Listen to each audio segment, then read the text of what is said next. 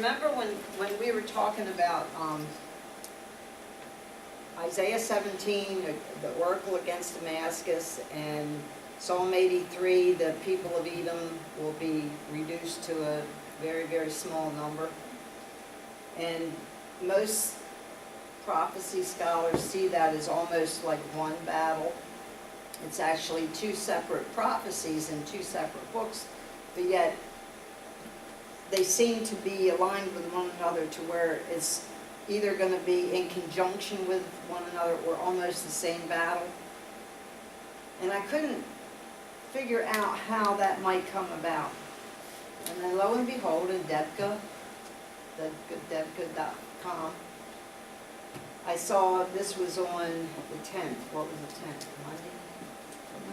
I forget. Tuesday. Today's the Tuesday. 14th, so.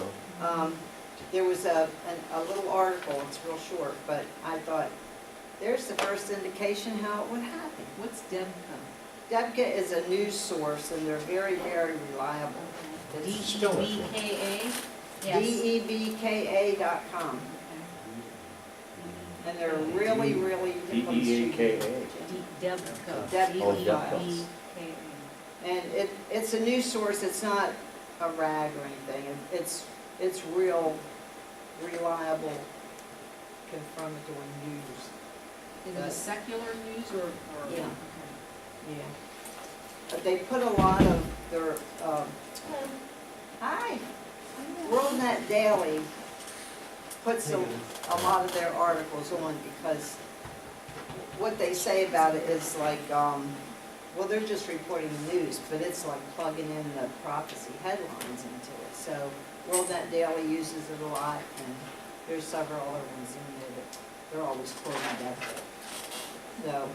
So it said, the title was Assad planning to use Palestinian groups as instruments of retaliation.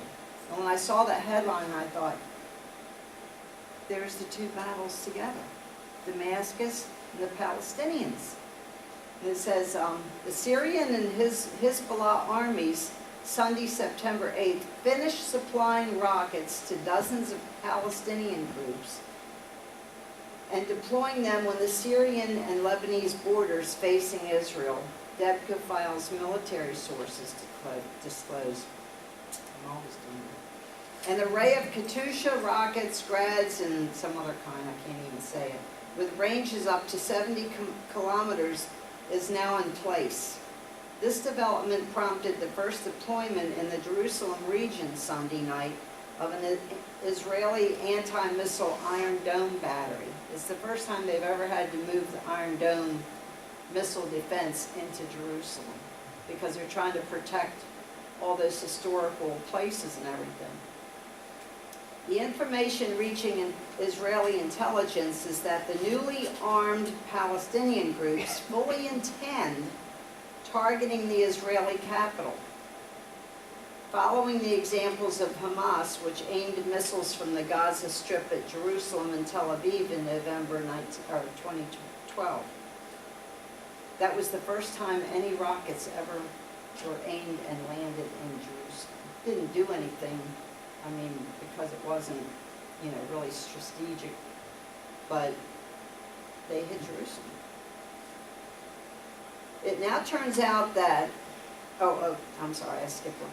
In his interview to PBS's Charlie Rose show airing Monday, Bashar Assad spoke of people aligned to Syria carrying out some kind of retaliation for an American attack. Believe me, it doesn't have to be an American attack. They're going to use this however they can use it.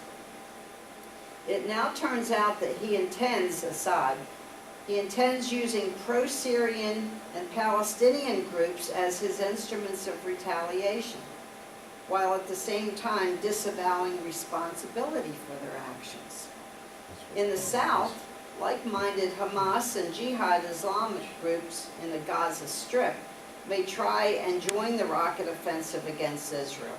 It will be hard for them to stand aside and watch, although Egypt's counterterrorism offensive in the Sinai is cutting into their resources. The Israeli government's assurances, last heard from Defense Minister Moshe Alon on Sunday, that the Israeli public must carry on as usual because running into the full might of the IDF will deter anyone thinking of hitting back at Israel. That's what they're hoping, but this is nothing but to put a damper on panic in Israel. I mean, they're out there handing out the gas masks and everything right now. There's a 40%, huh? Keep calm and carry on. Yeah, keep As the calm. British That's say. what they do. That's exactly what they do. And I told you last week when Harold was here, we called the old Holocaust survivor lady that we go visit all the time over there, and we called her in the morning. And I said, got your gas mask? And she says, I'm not wearing that thing. And she's 90. She don't care. And she says, but you just tell your president, keep his nose home. He's just stirring up trouble for us. She says, the Syrians are killing the Syrians. So what? She says, you tell your president to stay home and be quiet. And she's in Israel. Okay. She lives up in Tiberias. And she's pretty, well, they shot rockets from Lebanon into Tiberias before. So she's not too far from that. But she's not worried. She says, I'm not going to use my gas. I got one, but I'm not going to use it. So anyhow, they're trying to carry on as usual, and they're passing out the gas masks. And they think by saying, well, everybody knows our capabilities, so they're not going to do anything to us. Well, that's just to keep the lid on the panic, that's all. Because it says, that's sharply contrasted with the Syrian and Hezbollah preparations for proxy reprisals by the Palestinians. So you see the Palestinians are being drawn into it because of their Arab brothers, and they're all going to hit. They're all going to hit, or do something that causes Israel to hit them first. The minister sounded more credible when he said in the same breath, we are ready for all the consequences, either a U.S. attack on Syria or the absence of an attack. Whichever is decided, we will be affected. The IDF's high command could not miss the fact that the Fort Bragg rocket attack from Lebanon on northern Israel's western Galilee took place on August 22nd. I don't know if you heard about that or not, but they shot rockets into western Galilee, which is right above, well, it's Tiberias is the Sea of Galilee. It's like right, let's see. Harold and I were up here. This is Lebanon. We were looking over the fence.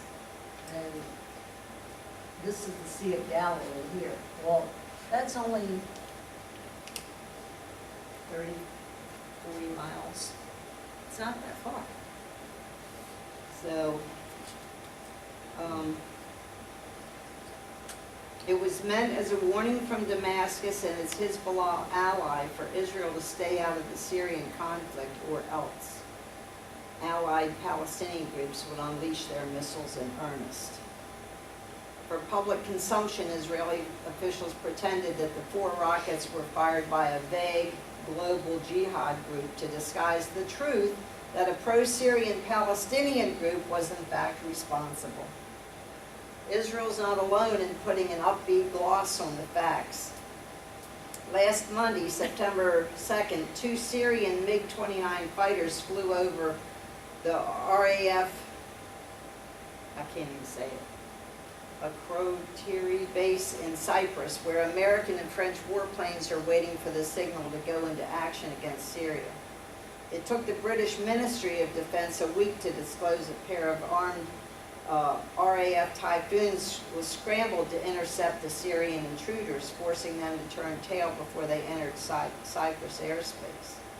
And amid the hush from London surrounding this incident, the Syrian Air Force tried its luck a second time on Sunday, September 8th, when this time 2 Sukhoi 24 bombers flew over. Those signals from Damascus ought to open the eyes of the optimists who are counting on Syria and its allies to avoid responding to a potential American attack. So the thing I wanted to just bring to you on this was Assad planning to use Palestinian groups as instruments of retaliation. So you can see, if Syria does, if it overflows into the Golan, or if they send rockets over from Lebanon, Syria, and the Palestinians in the Gaza Strip and in the West Bank start, kaboom. 2 fulfillments of prophecy right off the bat, in conjunction with one another. Well, that could be cool.